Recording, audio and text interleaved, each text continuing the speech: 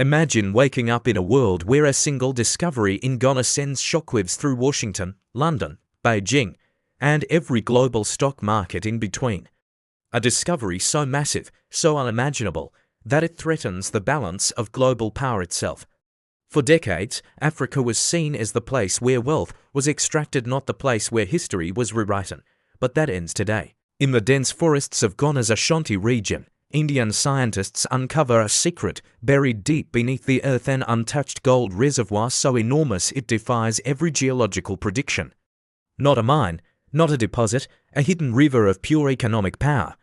A discovery capable of collapsing gold markets, redrawing alliances, and breaking centuries of foreign dominance. But the true shock isn't the gold, it's what Ghana chooses to do with it. Instead of opening the doors to Western corporations or bowing to global pressure, Ghana teams up with India to launch a bold Pan-African movement, one that transforms gold into sovereignty, unity, and continental power. Suddenly, Ghana becomes the epicenter of a global diplomatic storm, Africa rises with new leverage, and the world is forced to watch as history flips upside down. This is the moment Africa stops being a chapter and becomes the author. The humid breeze from the Gulf of Guinea drifted inland across Accra, carrying the scent of salt, roasted plantain, and red dust rising from restless roads. On this particular morning, Ghana's capital felt unusually tense, not with fear, but with the silent excitement that hovers before world-changing news. Something monumental was about to break open, spreading ripples far beyond West Africa.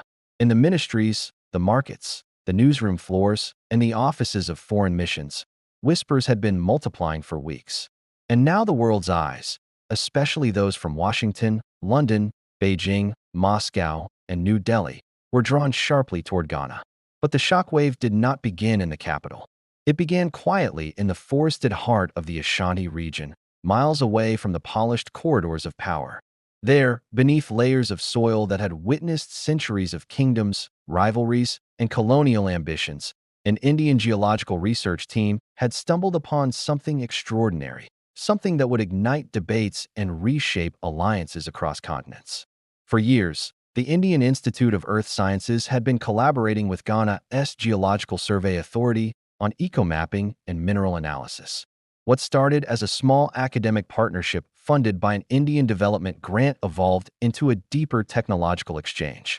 New satellites, magnetic imaging tools, and AI-driven seismic scanners were deployed to improve agricultural planning and reduce illegal mining. But as the months went by, Indian scientists detected unusual geospatial anomalies, signals from the Earth that hinted at a massive concentration of metallic deposits. At first, the researchers thought it was a false reading, perhaps interference from abandoned colonial tunnels or naturally occurring mineral clusters. Yet the anomalies persisted, forming strange patterns that defied known geological explanations. When they scanned deeper, their instruments returned a result so extreme that the team suspected a malfunction. But after recalibrating the data, running it through advanced Indian supercomputers, and confirming with Ghanaian researchers, a stunning truth emerged. A gigantic subterranean reservoir of gold, far larger than any recorded in modern history, lay hidden beneath Ghanaian soil. Not just a mine, not just a deposit, a geological phenomenon. The gold extended like a buried river, a seemingly endless vein stretching across several forests and farmlands, untouched by modern exploitation. Its magnitude threatened to disrupt the global gold market. And for both India and Ghana, the implications were staggering. The Indian mission alerted their government quietly. Ghana's presidency was informed confidentially. For months, both nations held discreet meetings, discussing the implications of such a find. If the world found out too quickly, multinational corporations would scramble for influence. Western nations would flood Africa with emergency aid packages that were anything but aid, and military interests would begin circling like vultures. Ghana had witnessed enough of that in the 20th century. But now the tide of global power was shifting. Africa was awakening, shaking off the last dust of dependency, and finally beginning to demand equitable partnerships. India, unlike the old powers, had approached Africa differently, through knowledge sharing, development, diplomacy, and respect for sovereignty. And Ghana saw an opportunity. to align with a partner outside the traditional geopolitical tug-of-war. Accra and New Delhi reached a private agreement. The information would be revealed publicly only when Ghana was fully prepared, economically, politically, and strategically, to protect the discovery. And so, a new era of quiet preparation began. Behind closed doors, Ghana started rewriting its mining laws to prevent foreign exploitation. Parliament debated in secret sessions on how to restructure the future gold sector so that it empowered local communities, built national wealth, and adhered to Pan-African principles. Ministers consulted legal experts from Kenya, Rwanda, and South Africa, strengthening Ghana's economic sovereignty. At the same time, India deployed a team of technologists, strategists, and diplomats to help Ghana prepare for the global storm that would follow. India had its own interests: access to stable gold supply chains, space for joint technology ventures, and a chance to strengthen South-South cooperation. But it understood that the partnership could only flourish under mutual trust and respect. Yet secrets of this magnitude never stay hidden forever. Rumors began leaking, first as whispers in Accra cafes frequented by Western analysts, then through subtle references in foreign intelligence reports. Some multinationals tried to buy their way into the regions suspected of holding the deposits, but Ghana refused. Others sent private agents disguised as researchers, journalists, and environmental consultants, hoping to catch a glimpse of the truth. But Ghanaian security forces turned them back. Then came the pressure, first from Washington, then from London, then from Beijing, which demanded access to critical infrastructure assessments. But Ghana remained firm. Weeks later, as the pressure grew unbearable, Ghana and India finally agreed. It was time to go public. On the morning of the announcement, the world's major media networks gathered in Accra. Government delegations from around the globe filled the hall. Analysts speculated with wild guesses. New oil? New rare earth minerals? A regional security pact? No one imagined the truth.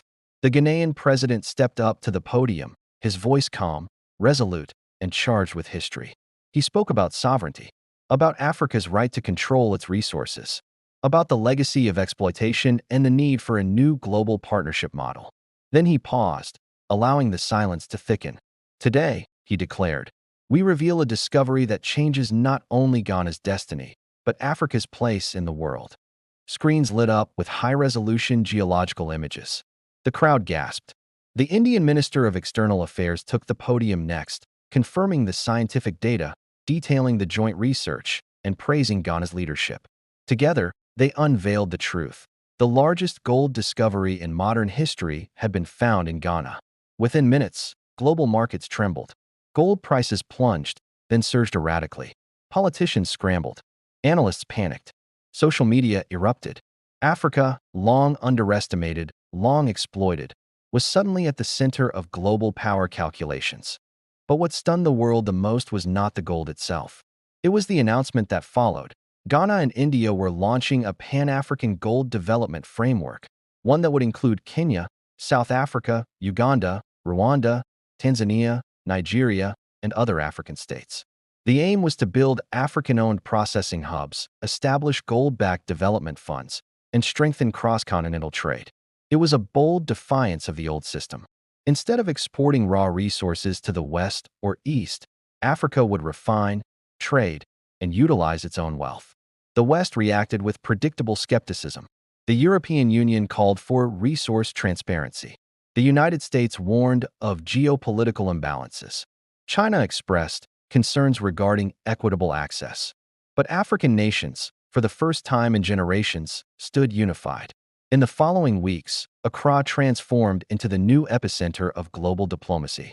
Delegations arrived from Latin America, Southeast Asia, and the Middle East, all eager to establish ties based on mutual respect. African youth across the continent celebrated online, seeing the announcement as a sign of continental rebirth. But the story did not end there. As Ghana and India expanded their collaboration, new technologies emerged: AI systems to monitor illegal mining, drones to protect forests, and eco-friendly extraction methods to preserve ecosystems. Gold no longer represented exploitation. It became a symbol of sovereignty and unity.